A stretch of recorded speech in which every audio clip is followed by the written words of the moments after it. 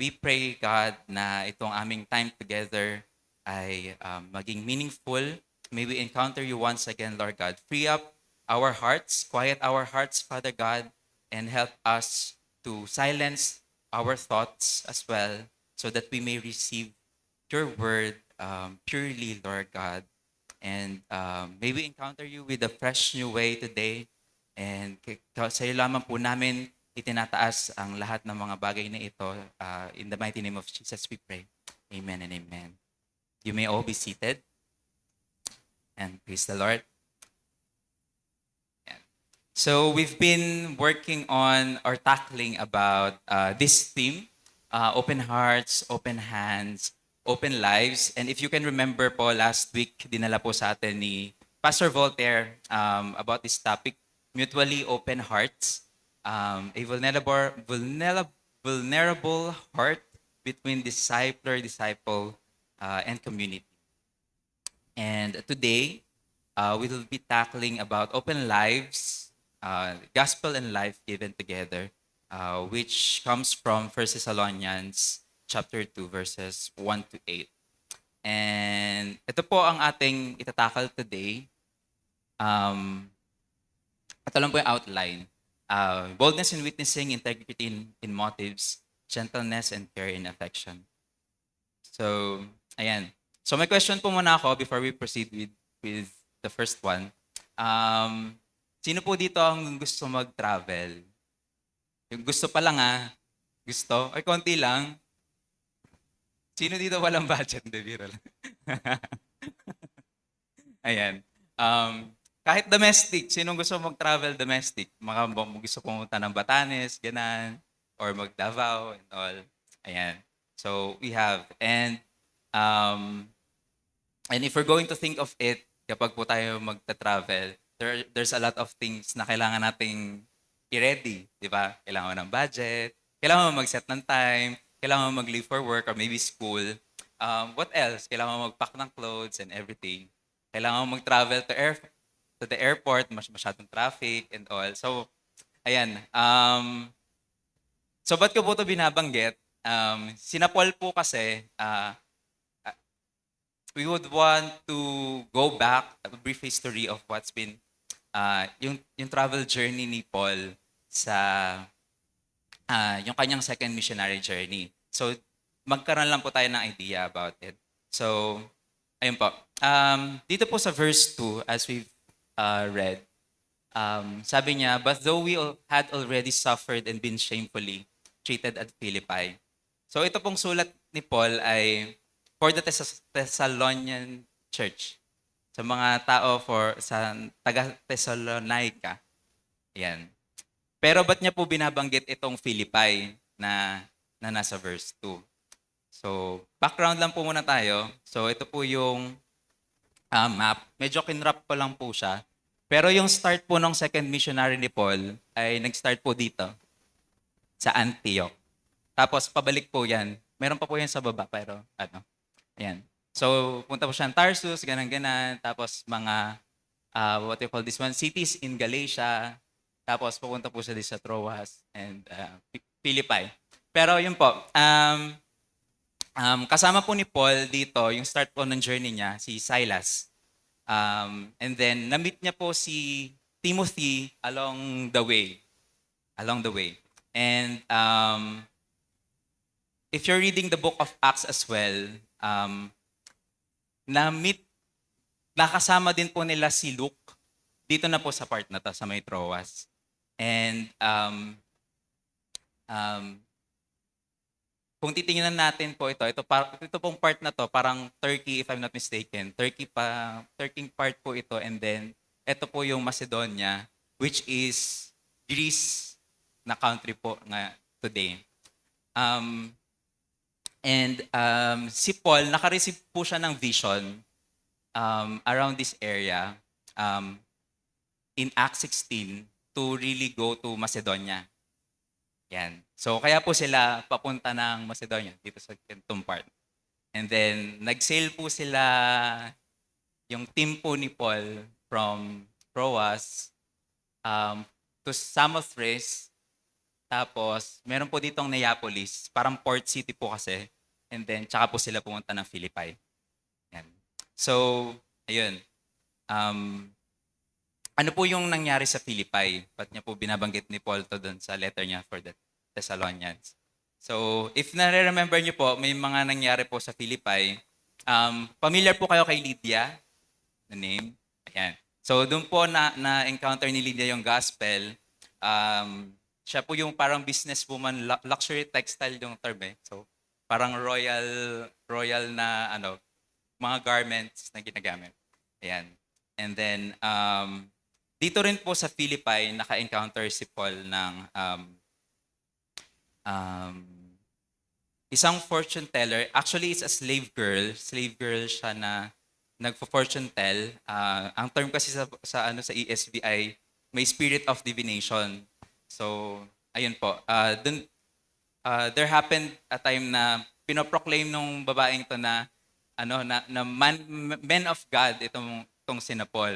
There came a time na kinas out ni Paul in the name of Jesus yung spirit of divination to that slave girl. And yung may-ari, yung owner of nung yung pinagsisilbihan niya nung slave girl, yun po yung pinagkakakitaan nila. Kasi may fortune telling eh. So meron po doong money. And ni-report po since nawala na nga yung spirit of divination kasi na-cast out na. So wala na siyang ability to fortune tell or anything. So kumbaga nawalan ng means yung owner ng slave girl. So ang ginawa po ng mga owners na yon, ni-report po sila doon sa magistrates or yung mga namamahala po ng doon sa Philippi. And ang nangyari po sa kanila, si Paul and Silas, they were beaten with rods, torn off yung garments, and then kinulong po sila.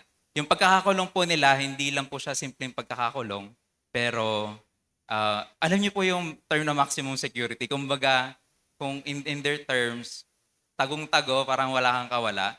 And I was trying to look for a picture of it. Ito lang po yung nakita ko na siguro somehow malapit. Pero hindi ko po sure about yung chain sa kamay. Kasi ang nakalagay lang po doon sa Axis 16 ay fastened yung kanilang feet. Ayun po. So, tingin niyo po may kawala pa kayo dito. Makakawala pa ba kayo dito? Ayan. Ayun. And then, sa Philippi pa rin po tayo, andyan po sila sa kulungan. And let me read sa last part ng verses 25 to 28. Although nakakulong po sila, nagpe-pray. Paul and Silas are praying, singing hymns to God. And the other prisoners, mga kasama po nila, nakikinig po sa kanila. And suddenly, there was such a violent earthquake that the foundations of the prison were shaken.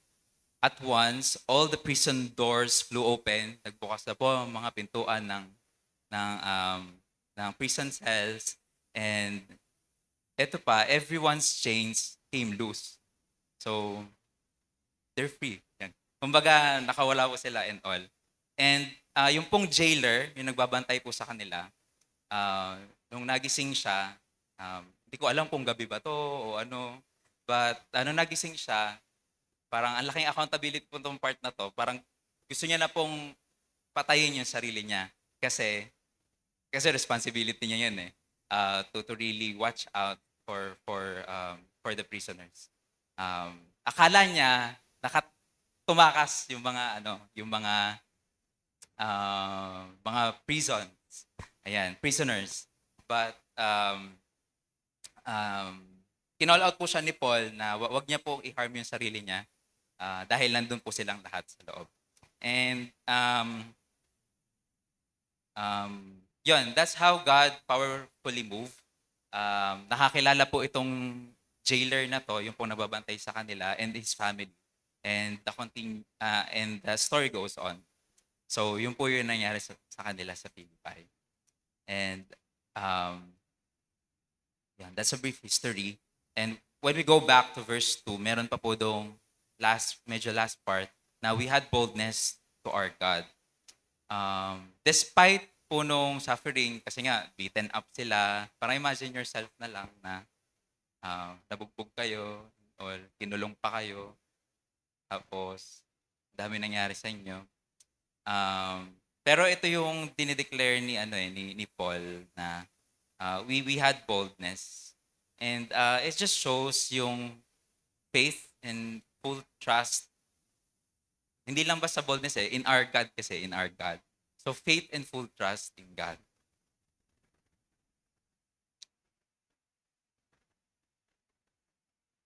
And then dito po sa last part, um, God in the midst of much conflict.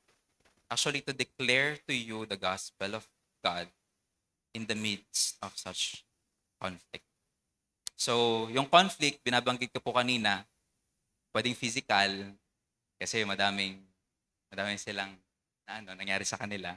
Physically, yung sa biyahe pa lang, parang isipin natin, I was searching for kung gaano po kalayo yung Philippi to Thessalonica. Sabi mo 160 kilometers yung layo niya. And kung aanihin natin, kung pinakamalapit po siguro, naglakad ako simula munisipyo hanggang Makati ng balikan. Para pong ganun po kalayo. Hindi ko lang alam kung ilang days yung naabutan. Siyempre, di naman sila pwede maglakad siguro ng gabi. Wala pa naman po siguro ang kuryente that time. Or may highway na ba nun? Ayan. So, ayun po. So, physically, they were beaten up, na-imprison pa sila, may persecution sila and all. And physically tiring ang kanilang naging journey. Socially as well, what they've been doing is countercultural um, against culture, yung mga traditions sa mga tao, and even public opinion. Pero I was studying it.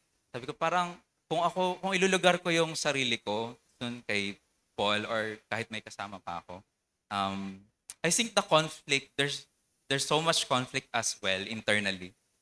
I mean, parang kung isipin ko na lang kung in my humanity, in my limited capacity, parang mangyayari pa kaya ulit itong mga bagay na to? Um, should I keep going or ano pa ba yung mga kailangang suffering na i-endure? Yan.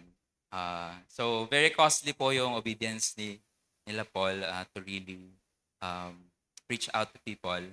And today, siguro po, ang dami nating naririnig na mga conflicts. Even the Senate has one, and we have prayed for it earlier as well sa mga House of Representatives, mga international conflict that we've been praying for, taas ng inflation, then meron pa tayong family problems, personal, relationship. Yan. So, yun po. Ay, sorry. So, principle that we can get, an open life boldly makes oneself open for God's mission, even in the midst of conflict. Yung conflict po dito na I'm pertaining to is external or internal conflict, maybe personal or not, or maybe affected by external things. Yan. So, yun po. Moving on, integrity in motives. After po ma-share nila Paul yung gospel boldness, ano ba talaga yung intentions nila? Intentions nila, ano bang motibo nila? Ba't nila ginagawa ito to that extent? So let's read on verse 3. For our appeal does not spring from error, impurity, or any attempt to deceive. So, any error, possibly prosperity gospels, example lang po yun, they're using the gospel. Yung iba, they're using the gospel for wealth, success, problem-free life. Gusto naman natin yun, di ba? Problem-free life. Pero what's the whole focus of the gospel? It should be going back always to Jesus Christ. And hindi lang yung mga ganitong bagay. Purity, yung mga sinful motives, and deception, ito, manipulation. If meron na kayong, siguro naman naka-encounter na po kayo ng mga text message na Gusto mo bang yumaman? Meron ka 5,000, ganun. Click mo lang tong link na to. Para mga ganun po. So ito po, sabi ni Paul, for our appeal does not spring from error or impurity or any attempt to deceive. So wala po silang hidden agenda, pero dugsungan po natin sa sunod na verse. Yan. So sabi po dito sa verse 4, dito ko na lang po babasahin, not to please man, but to please God who tests our hearts. But to please God who tests our hearts. So, it's not about the benefit they can get or siguro people pleasing na um, na makikinig sa kanilang mga sinasabi. Pero it's all about pleasing the Lord. So, ito po yung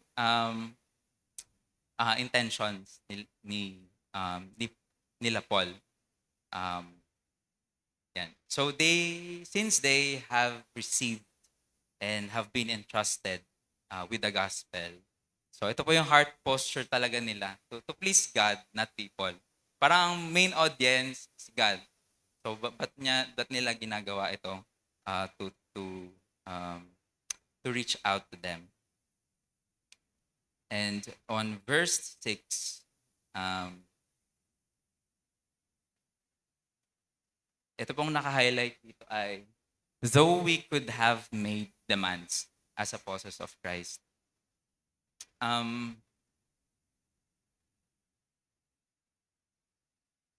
Yung stay po ni Paul with the Thessalonians is very short. And sinulat niya po itong letter para sa mga taga-Thessalonica from Corinth. Nasa Corinth na po siya nung sinusulat niya po ito. And we can say na dahil short nga yung stay niya, yung mga Christians dito ay yung mga nakakilala or mga nakarinig ng gospel, they are still spiritually young. Habang nung sinulat itong letter na to. And marami pong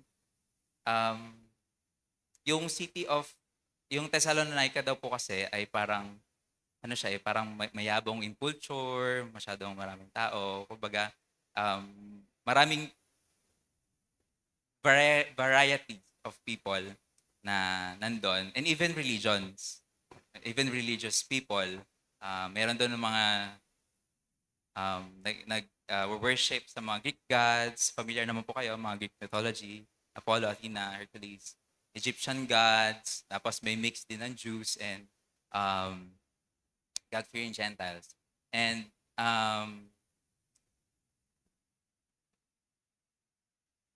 so what I want to point out is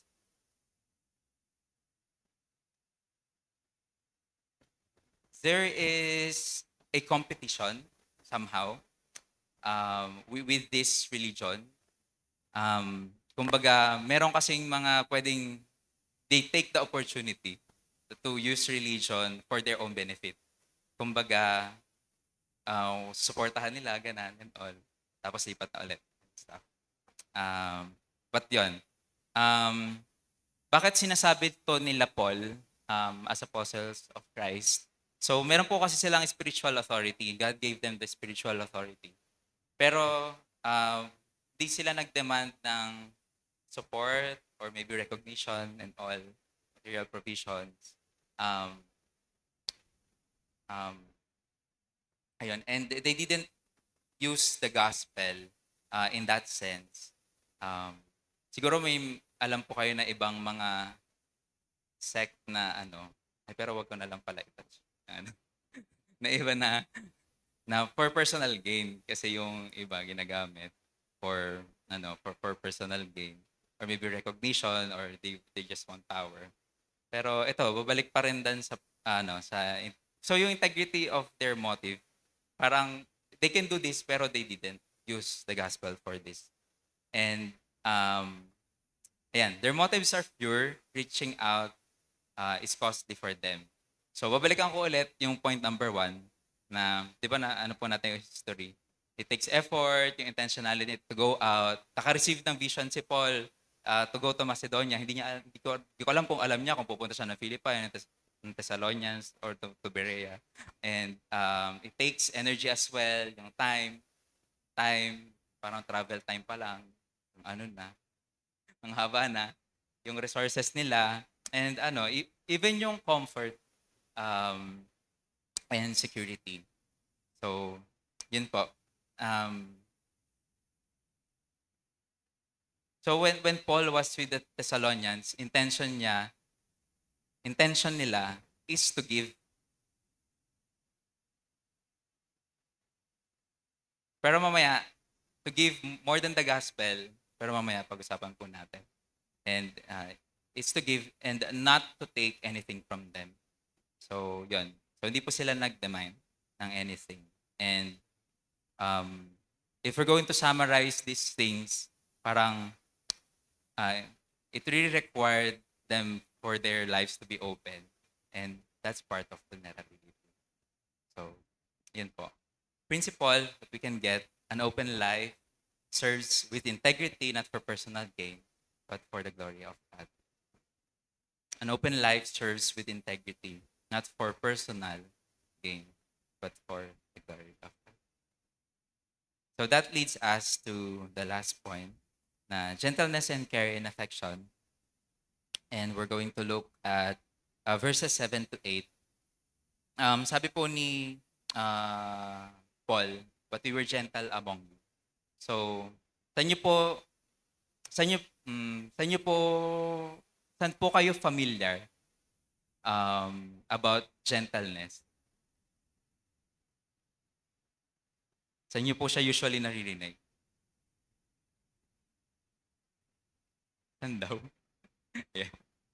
Sige. So, gentleness, if it comes to mind, makikita niyo po siya dun sa fruit of the Spirit, yung Galatians 5:22 to 23. And, yan. And it is also said, dinescribe din ni Jesus yung sarili niya in Matthew 11 na ano siya, gentle and humble in heart. So, it just says yung ministry ni Paul ay nagre-reflect po ng character ni Christ. And moving on, so dinescribe niya yung being gentle like a nursing mother taking care of her own children. Ano pong itsura nito? So, asan po yung mga nanay natin? Pataas po ng kamay. Yan. Dami po natin yung mga nanay. So, ayun po. Hindi ko po sure kasi hindi pa naman po ako naging magulang. Kung gaano effort po yung Kung gaano effort po yung ginagawa nyo when you have a baby. Paano po kayo nag-feed? Do you take time? Minsan walang tulog siguro. Kasi pag umiyak si baby, ganang-ganan, kailangan mo mag-breastfeed or kailangan mo mag-take ng time. Or there are a lot of things you need to sacrifice. Maybe for others, hindi pala most of the time. Kailangan mo mag-take ng leave of absence sa work para to take care of ng iyong anak. And it requires a lot, right? Yung ang daming requirement when you take care. When you want if you're a nursing mother and taking care of your children. So, this is not just yung transactional siguro, pero costly affection.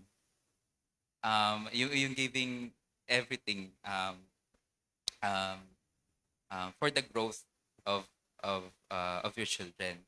So, ayun, a heart of a mother thinking of the well-being of her children to grow. And if we're going to take a look at how does it look like, ito po siguro some points, protection, provision, and guidance. So guarding them, yung mga anak natin, mga anak nyo pala, mga anak nyo, guarding them from harm or any false teaching, kung ano ha. And kung provision, meeting the needs and helping to grow toward maturity. Yan, yung guidance. So yun, I've been saying wala pa po naman akong pamilya or wala po naman po akong anak. Pero what I could share siguro po is um, yung when I started yung hindi, when the Lord started yung study group po namin, minsan po mapapatanong ka lang sa Lord. Ah, mapapasabi ka na lang sa Lord, ang hirap po pala magkaanak pag ano. Kasi because you spend time to really get to know them, having a relationship with them. And magkakaiba po ng personalities din kasi. So, hindi ko rin po alam. May iba pong makulit, may ibang tahimik, merong nag-overthink, merong mabilis sumunod, merong hindi. And, ayun. So, at times, merong ako, bilang, minsan may posture po ako na parang overprotective and all. But, but there are times that we should let them grow and leave them be minsan. So, ayun po, that's just how it looks like. Medyo pero part lang, pero hopefully makatulong sa pagpipicture niyo po ng kung how does it look like. And moving on po dun sa verse 8, ito po yung siguro somehow pinaka-core of what will be tackling yung mga tinatakal po natin kanina from ang dami nangyari, travel time nila Paul and all, ganang stuff. But ito yung main main purpose nila to share with you not only the gospel of God but also our own selves. Because you had become very dear to us. And I think if you can recall yung famous quote from Theodore Roosevelt, yung people don't care how much you know until they know how much you care. So, ito po yung affection ni Paul towards the Thessalonians. And he doesn't want to impart just the gospel. So, hindi po hiwalay yung gospel sa buhay. And ito po, pinakita po nila, na-showcase naman po nila Paul how they live it. Yung a transformed life would really want to share the same life to others. Yan. And that's, yan po yung pinakita nila. So not just the gospel, but our own lives. And principle that we can get, an open life shares gentleness, care for the benefit and growth of others. So things that would benefit people and not to harm them.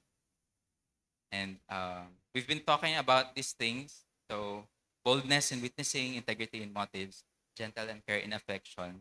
At ito po yung journey nila Paul. Ito po yung pinakita nila dun sa mga verses. When they journey nila papuntang Thessalonica from Philippi and their stay sa Thessalonica. And kung titingnan po natin, naka-experience na po ba kayo ng ganong extent of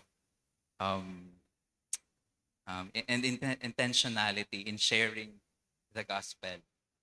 So, balikan ko ulit, they were beaten, imprisoned, sa Philippi pa lang sila. They've exerted yung siguro kung maximum effort maximum effort for the gospel. Minsan, kung i-relate ko sa sarili ko, minsan magreklamo na ako, ang init, yun. Ang init lumabas, ang hirap hirap mag-set ng time. And, pero it's clear with Paul na yung vision of what he needs to do.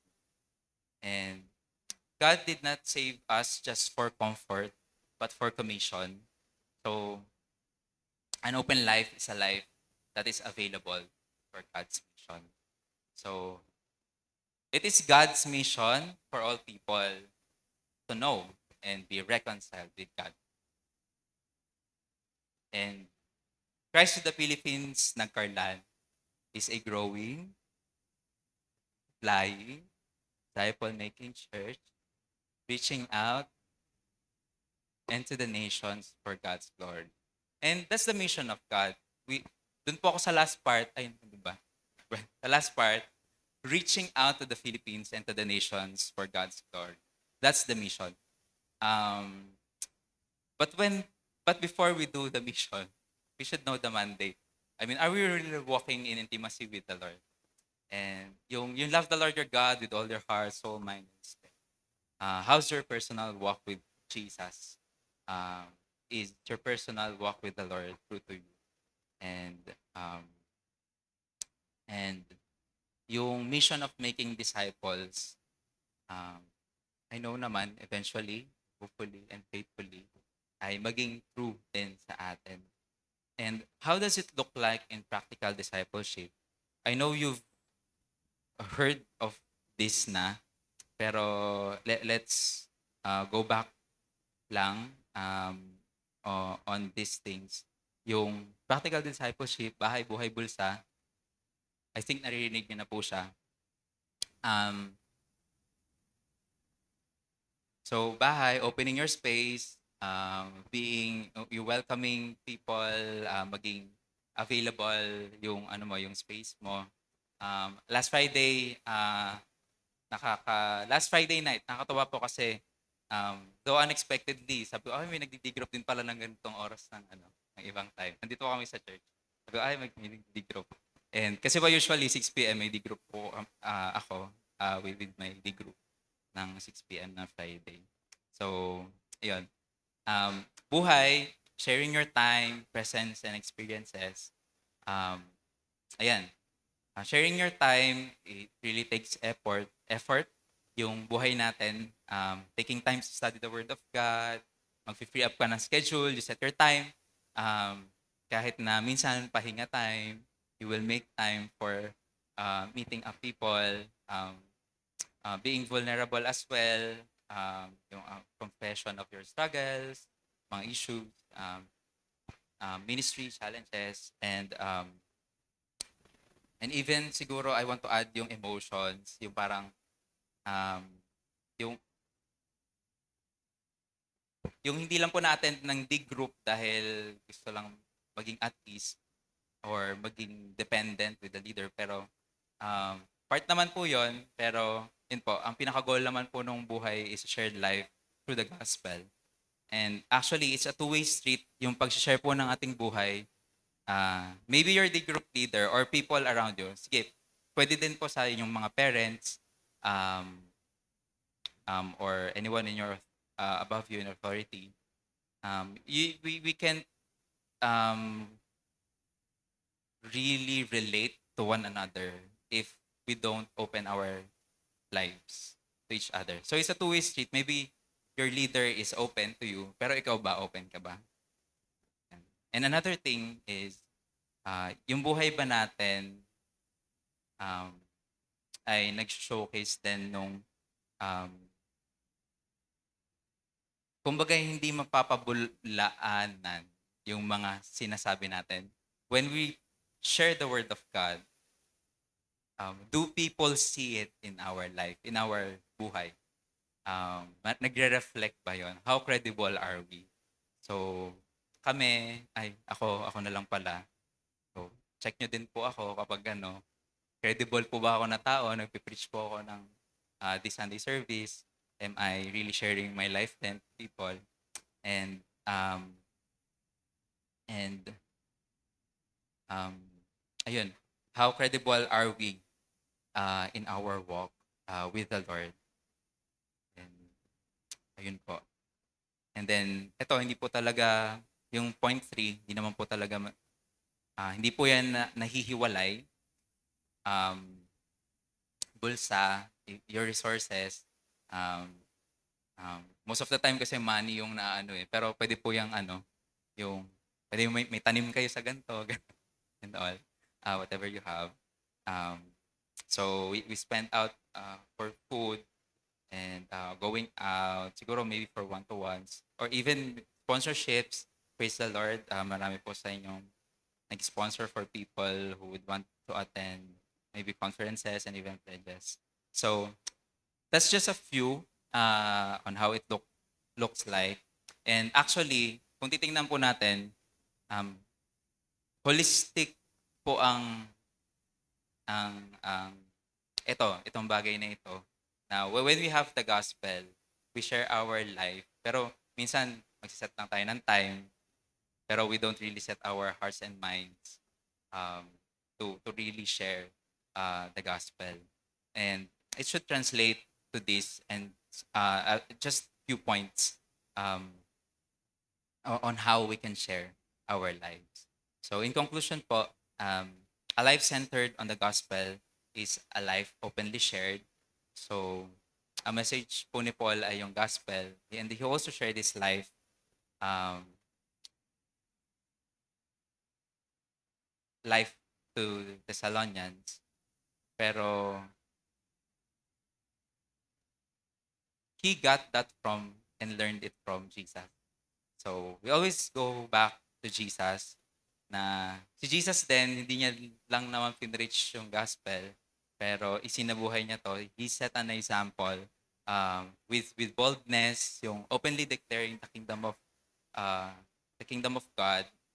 Even meron po siyang um, conflict din na naranasan, and even integrity and obeying the will of the Father, and yung gentleness na to really serve and love, and by laying down his life for us. And at the cross, hindi lang naman nagbigay ng words si Jesus, pero he gave his life for us. So, yan. Jesus did not come to live comfortably. He came with a mission to fulfill the will of God for everyone to be reconciled to him. And the gospel is not just a message we proclaim. It is the life we receive from Christ and the life we should share with others. So ulitin ko po, the gospel is not just a message we proclaim. It is the life we receive from Christ and the life we should share with others. So I hope as we share, maybe be credible in our sa ating mga sinasabi. When we know the truth, it should translate in our life on how we live. And challenge lang po, are you intentionally sharing your life and the gospel with others today? So, or have comfort, fear, or maybe past wounds kept you from being available for God's mission of making disciples of all nations, and why? So, Tagalogin po natin. Intentional mo bang binabahagi ang iyong buhay at ang ebanghelyo sa iba ngayon, o ang kaginhawaan, takot o mga sugat mula sa nakaraan ang nagiging dahilan kung bakit hindi ka handang maging available para sa mission ng Diyos na gumawa at ng to disciple ng lahat ng mga bansa? And lastly, yan. Pero this is personal and important. Saan ka tinatawag ng Diyos na mas maging bukas pa sa pagiging disciple as you walk with the Lord? Sa iyong bahay ba, buhay ba, or bulsa? Alin sa mga ito ang nahihirapan ka pa na isurrender kay God for His mission? So, balikan ko po, God did not save us just for comfort, but for commission. And an open life is a life that is available for God's mission. Can we all stand up and let's just commit to the Lord itong araw. Let's close our eyes and bow our heads.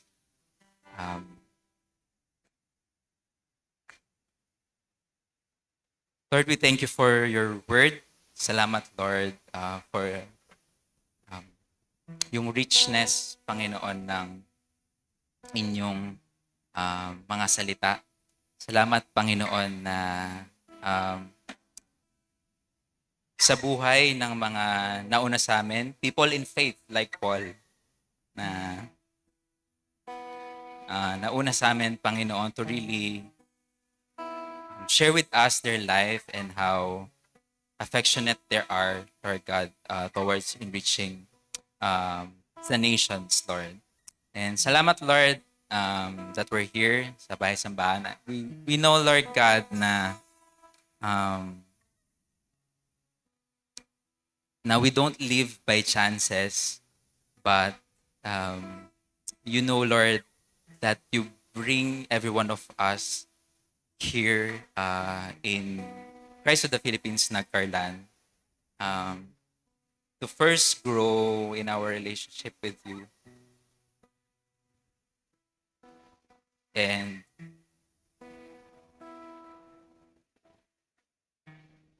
take to heart yung mission na iniwan mo, Panginoon, to really reach out, not just in the Philippines, but to the nations and disciple all nations, Father God. Um, may we not be in the posture always of comfort, but um, may we open our life, Panginoon, and surrender it to you always, Lord God, yung buhay namin. If may mga areas pa po kami, Panginoon, nahihirapan pang isuko sa inyo,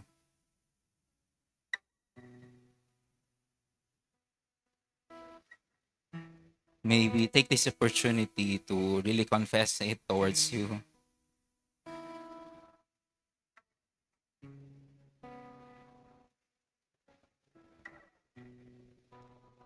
Kung may mga intentions man kami, Lord, na hindi pure or ways na hindi kaaya-aya, Panginoon, sa inyong harapan,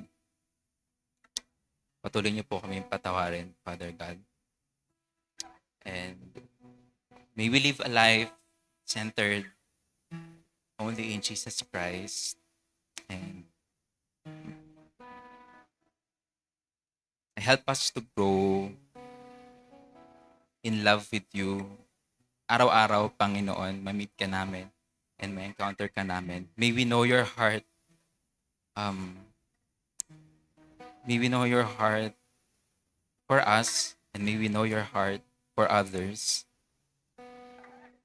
And I know, Lord God, na yung word mo is alive. It's active. Buhay ka, Panginoon, sa iyong mga salita.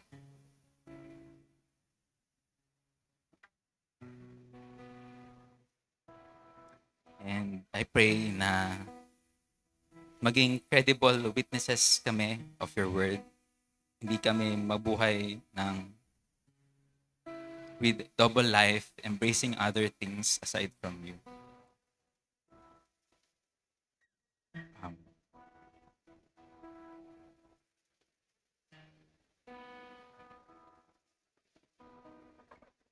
and we just want to commit each and every one of us sa inyo, pangalan, O God. May we live a surrendered life, a life that's open, unang-una sa iyo, and then to others as well.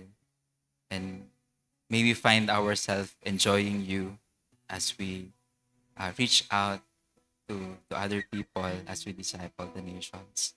Salamat, God.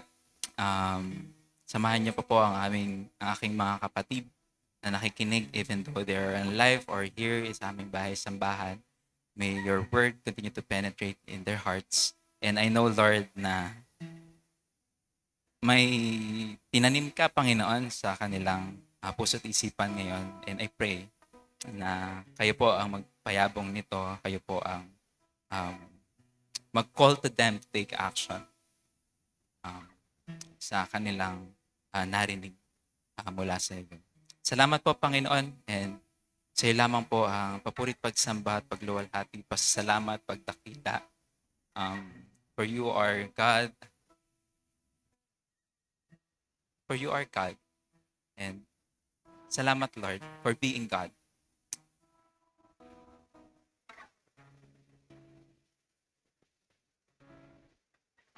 May you be the Lord of all of our lives.